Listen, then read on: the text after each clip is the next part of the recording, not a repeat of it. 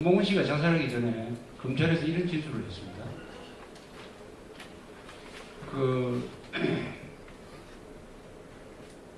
스위스 은행으로 3천만 달러를 보냈다. 그 계좌는 권노갑 씨가 김영환이라는 사람한테 시켜가지고 자기한테 전달해가 그쪽으로 300만 달러를 보내달라고 해서 자기가 김충식이라는 현대 상선 회장한테 시켜서 보내게 했다. 이렇게 진술을 했어요. 그래서 검찰이 김충식이라는 사람을 질문을 하니까 자기가 3천만 달러 보냈다. 이렇게 자백을 했습니다. 그러면 보낸 그 송금 영수증을 가져오라고 하니까 그거는 미국에 있는 자기 집에 넣었다. 그럼 가서 가져오시오 해가지고 출국을 시켰어요. 그 사이에 정몽원 씨가 자살을 했습니다. 김충식이라는 사람이 입국을 하지 않았어요. 돌아오지 않았어요. 그 뒤에 1년 뒤에 돌아왔어요. 검찰이 조사를 했는데 지금까지도 그 계좌가 누구 계좌냐 하는 것을 검찰이 지금 발표를 하지 않고 있습니다. 그 계좌가 3천만 달러가 아니고 2,500만 달러라고 이렇게 영수증에 적혀 있다고 그러는데 또 이 혐의 가지고 누구도 기소도 하지 않았어요.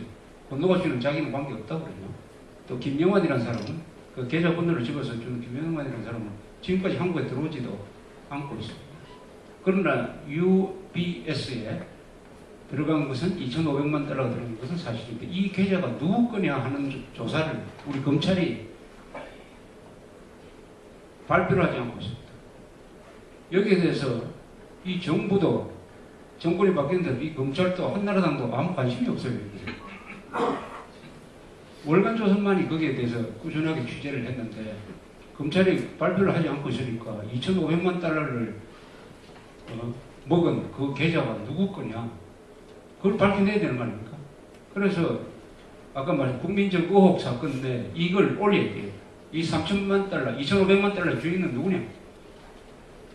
2,500만 달러가 스위스로 불법적으로 빠져나갔다고 하면 그건 보통 돈이 아닐 거예요. 그게 UBS거든요. UBS. 그 UBS 계좌 정보가 미국으로 넘어갔으니까 이 정보도 같이 넘어갔을지 모르죠. 이렇게 되어 있습니다. 그런데 문제는 뭐냐? 이걸 과연 미국이 동결을 하겠느냐 안 하겠느냐 정치적 의지의 문제죠. 정보가 부족한 게 아닌 것 같아요. 이제 정보는 잡았다. 이걸 동결해버리면 어떻게 됩니까? 이걸 동결하면은 이 김정일 정권은 심장마비 딱 걸리게 됐어요. 심장마비. 심장마비가 왜 걸립니까? 돈이 안 도니까. 외화가 안 돌면은 김정일 정권이 작동이 안 돼요. 무기 수입하는 건 물론이고. 이 부하들한테 명절만 되면은 양주 사주고 내복 주고 돈도 주고 해가지고 충성식물 확보를 해왔는데 그게 안 먹힌다. 하면은 뒤숭숭해지고 그래서 김정일 정권한테는 일종의 선전포고죠. 그럼 김정일이가 거기에 대해서 반드시 대응책을 아주 비상한 대응책을 갖고 나올 거예요. 그게 뭐 최악의 경우에 무력 도발도 될 것이고 뭐 하여튼 그래서 아마 이것을 터뜨렸을 때 어떻게 이걸 감당할 수 있느냐 하는 걸 가지고 고민을 하고 있는 것 같습니다. 현재 시점에서 고민을 하고 있는 것 같아요. 그래서 스위스, 룩셈부르크, 리텐슈타인에 있는 김정일 비자금 계좌를 미국이 확보를 했다. 다음 수순은 뭐냐? 동결이냐? 동결하면은 그것은 김정일 정권이 심장마비로 죽든지 무슨 일이 반드시 나오고 말 것이다. BDA에 있었던 자금이 북한 자금이 불과 2,500만 달러였어요. 그거 한 몇십 배 되는 걸 동결한다. 어떻게 되겠냐 하는 이런 아주 묘한 어떻게 보면 구경하기에는 아주 재밌는 일이 지금 벌어지고 마포에서 벌어지고 있습니다. 비화 하나가 있다면 이런 게 있죠.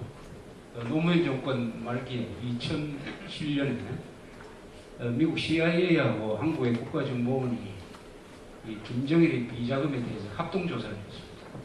서로 정보를 교환해갑니다. 합동조사를 하다가 중간에 끝까지 가지 못했다고 합니다. 국정원 쪽의 설명을 들으면 미국이 자기들 정보는 제공 안 하고 계속 우리 정보만 가져가기에 막 끝까지 협조가 안 됐다. 그때까지 확인된 것이 김정일의 해외 비전 확인된 것이 15억 달러 정도 됐다. 이런 이야기인데 이 시점이 바로 아까 그 키프라는 사람이 이 LGT 리히텐슈타인 은행 정보를 미국에 넘겨준 시점과 같아요.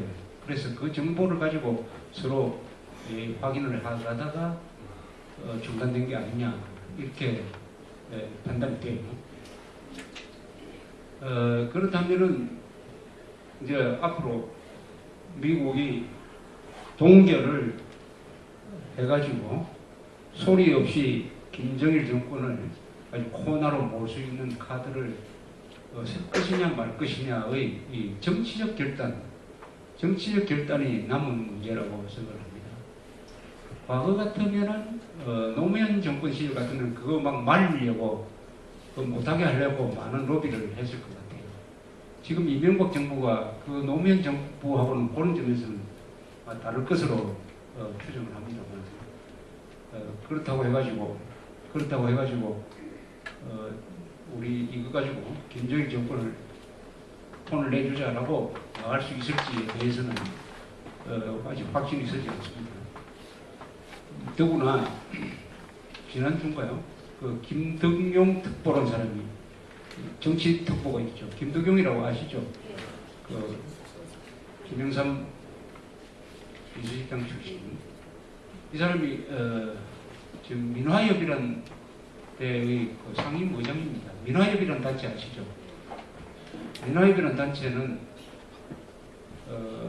북한과 관련된 통일관계 민간단체의 협의체에 되어 있는 것처럼 되어 있으나 지금까지 한 행동을 보면 딱 북한 정권 대변하는 이야기만 계속 해온 단체예요. 특히 이명박 대통령에 대해서 비판하는 이야기를 많이 해온 단체인데 그걸 상임 의장인 사람이 또 대통령 특보로 겸임을 하고 있습니다. 어떻게 보면은 이명박 대통령 측근 조직이 이명박 대통령을 막 욕을 하고 있어요. 이건 아주 정신분열적인 상황인데 그것을 왜 방치를 하고 있는지 내가 도저히 이해를 할 수가 없습니다. 아니 자기 수석되는 사람이 거느리고 있는 조직에서 대통령을 막 욕을 하는데 어떻게 됩니까? 그게 지금 벌어지고 있어요. 지금. 그걸 방치를 하고 있습니다. 또 방치. 근데 이 사람이 또 정상회담을 해서 천안함 사건을 해결해야 된다면 또 운을 띄우기 시작했어요. 운을 띄우기. 전사자, 천안함 전사자가 눈을 감기도 전인데 아직도 피가 마르기 전인데 46명이 죽은 이유가 이명박이 정신 차리도록 희생된 그 사람들의 피가 아직 마르기 전인데 또 김정일하고 만나가지고 이 문제를 해결해야 된다. 이런 헛소리를 하는 세력 사이에 이명박이라는 사람이 얹혀 있다. 그건 이제 우리가 뭐 말을 더 보탤 필요 없이 다 알고 있는 것인데 그러나 퇴임 때까지 시간이 있으니까 국민들이 똑똑하다면은 이명박 대통령이 하기 싫지만은 그거 하지 않았다가는 퇴임 이후에 내가 대한민국에서 살 수가 없겠구나. 이 의혹 사건을 수사하지 않으면은 2013년에 퇴임한 이후에 대한민국에서 살지 못하겠구나 하는 것을 절실하게 느낄 수 있도록 온 국민들이 들고 일어나가지고 국민적 의혹 사건에 대한 수사를 하라.